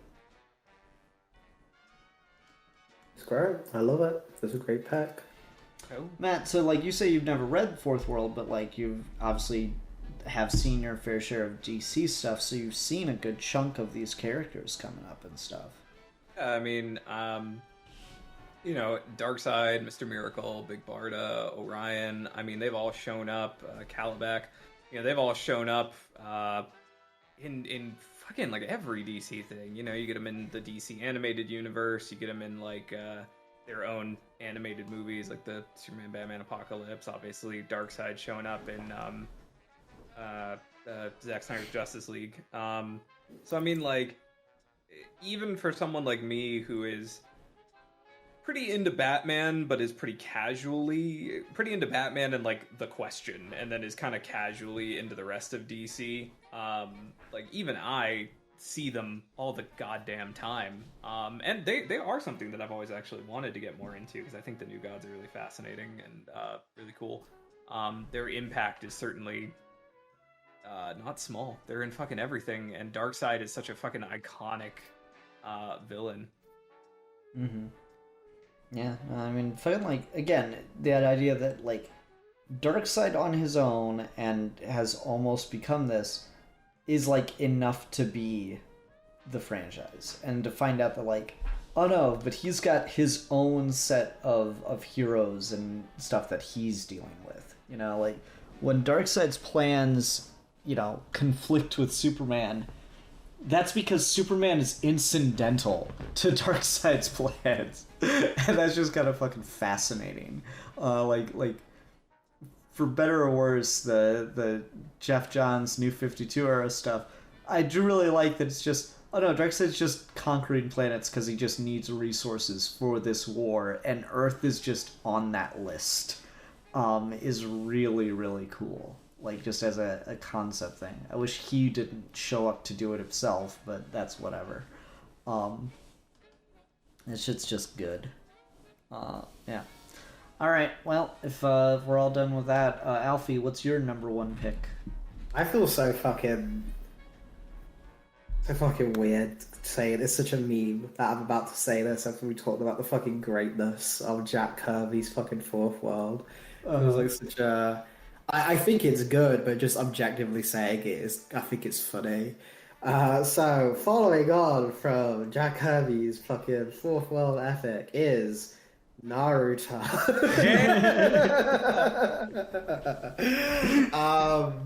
Kagebenshin no Jutsu! Dude, or whatever. Dude, fucking Naruto is like what other people say Harry Potter is good for. Naruto's actually that. Naruto's actually that, but cool. I can see that argument. Yeah.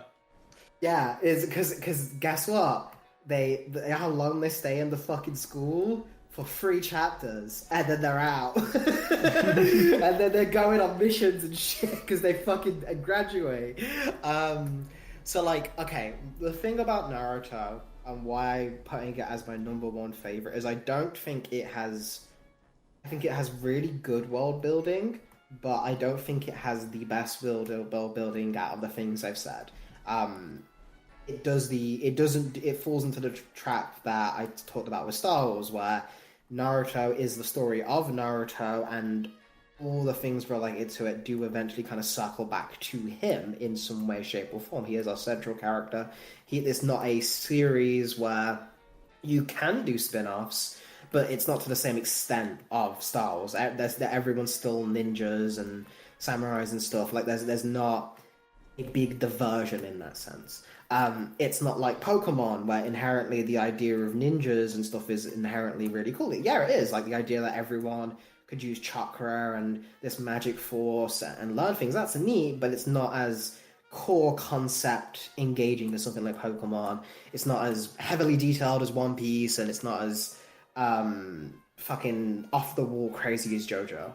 But what it does have for it is I think it's the best example of tightly structured world building that are never at the expense of the narrative.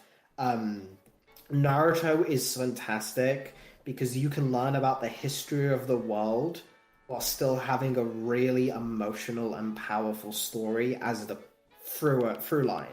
There's nothing that just feels like, oh yeah, you could have skipped this. Oh yeah, this flashback's not important. I think a lot of other world building things, oh, it's neat that it's there, but it's not this thing isn't helping the plot. I think it's always, or even just the characters' emotional journeys, or even just context of the characters.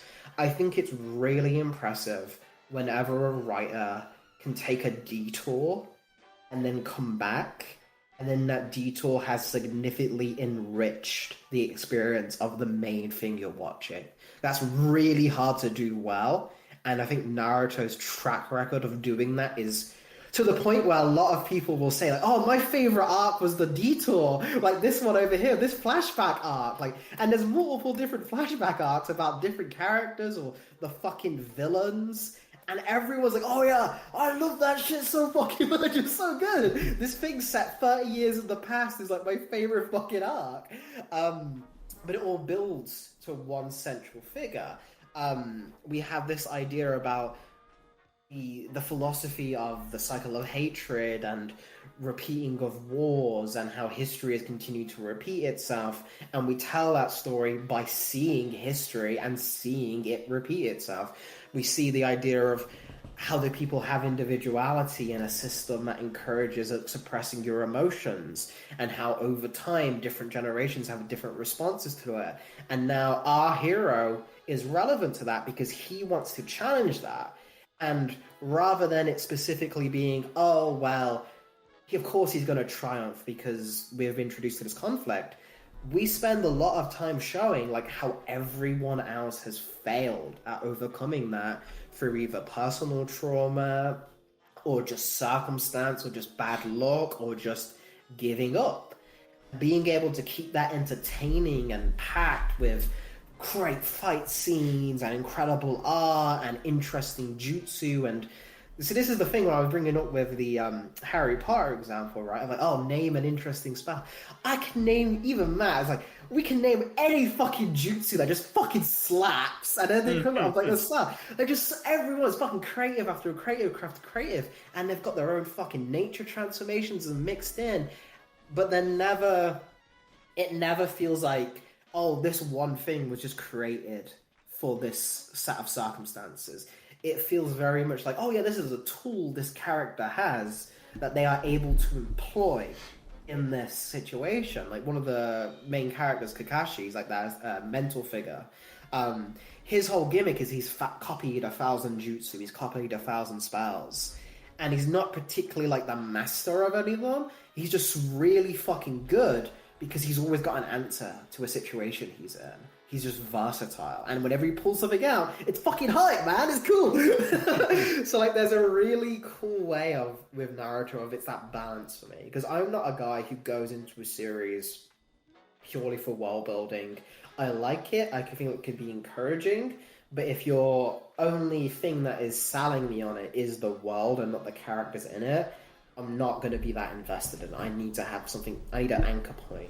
Naruto to me is the one where I love the world it's set in, and I love the characters, and I love how it blends it. I love how there's a strict progression, and it never feels like we're just taking something for the sake of it. It feels tightly constructed, but not like we're blistering through it either. This is why I think Dragon Ball isn't one that I think should be on this list, because I love Dragon Ball.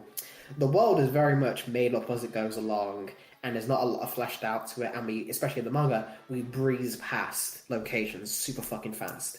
Naruto is a weekly manga, and it's more chapters than Dragon Ball, yes, but we cover a lot of ground and a lot of the world without ever feeling like we're missing out on the next big installment or the next big villain or anything. So that's really, really impressive to me, and that balance is why it stands out to me as my favorite one.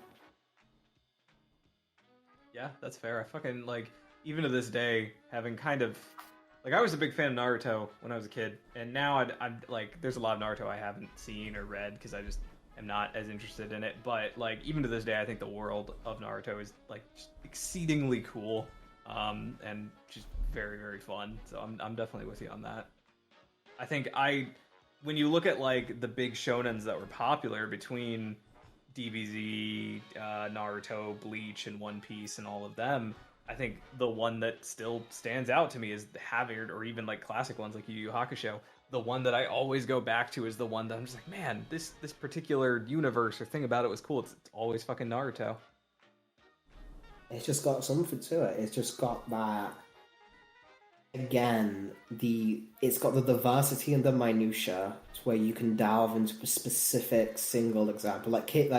Steve's always talking that he wants the Tom King Itachi or the Tom King Kakashi fucking book, because you can dive into that in a specific example. There's a lot of history of that character that we haven't seen, but what we do see informs the main narrative, and it doesn't leave. It leaves you wanting more, but it never feels like you never got told anything. It feels like if you gave me a Naruto character, for the most part, there's some characters like fucking 1010 or something yeah, they just gave up here. But the fact that especially on the villain side, the fact there's an entire evil organization that if you told me oh yeah, what does this character matter? I can give you their exact philosophical fucking backstory and why they're actually sympathetic and why she should be covered. And I think that's really important when you're doing a story that's anti-war and anti-conflict and about forgiveness and redemption. How you do that through your world is by not having cartoon villains of evil.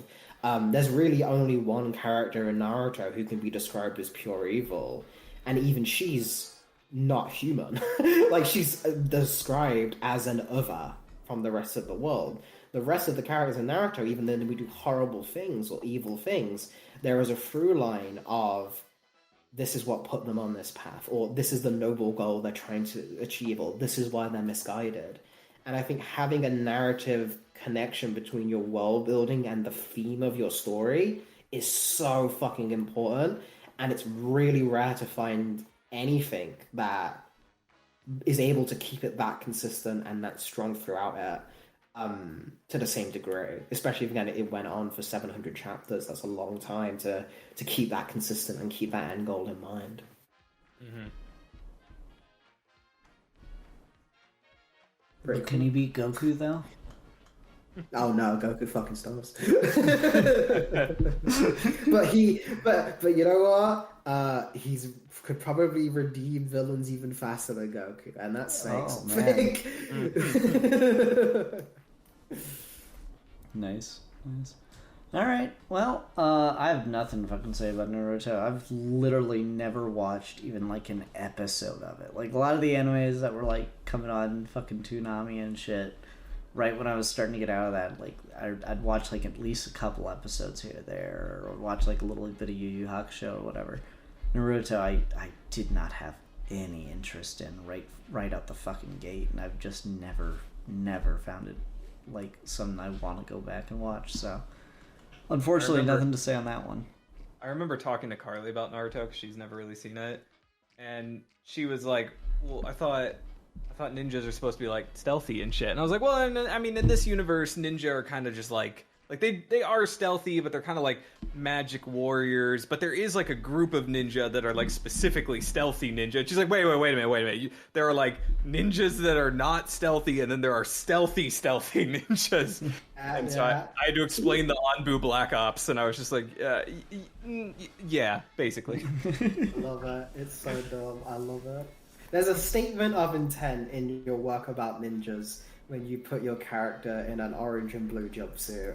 That's just y'all know what we're here for. You recognize these colors. You know who my mentor was. You know what fucking type of story we're going for here. Did either of you guys go to your local Ninja Day parade this year? I don't even know what that is. You didn't see the Ninja Day parade? No. Me neither, man. It was so fucking awesome. Guys, I didn't go. That's good. I love that joke so much. You would think it's a joke because you didn't show up, but you know. No, I went. I went to go see the Ninja Day parade, and I didn't see anything. It was so impressive. Yeah, but we saw you. Yeah. Oh, alrighty. Well, I think that'll do it for this episode, right? I think that's all the bases covered. Long episode. Can't wait to get comments from people. Steve will of course watch this whole thing and then provide his list in the comments, and if he doesn't, then I guess he just doesn't love you, listeners. And specifically you, people that also listen and read the comments. That's clearly what this all means. It's Steve Baxi personally attacking you. So we need a review topic for next week. Yes? No? Maybe so? I think so. Yes. Does anyone know whose turn it is? I guess it'd be my turn. I don't know. Would it be? Would it be your turn? Would it be my turn? It's definitely not Matt's turn. That's the only thing I'm sure of right now. And even then, I'm like, if Matt told me, "Oh no, it's my turn to pick a review topic," I'd be like, "Fuck it, go for it then." Oh yeah, because I'll just take it because I've got one and it's got a movie review, so it saves us some fucking time. Okay. Yeah. Let's do the horror movie Jennifer's Body. With hell yeah. Okay, I'm down. All right, sounds good. Okay, everyone. Thanks so much for watching. Until next time, I'm the Philosopher. I'm the Fallout erotica lover. Hell yeah. Hell yeah. I'm the champion of the oppressed. Believe it! Okay. And we are your geeky gentlemen, and we will be discussing things. I love it when there's like jokes or memes that go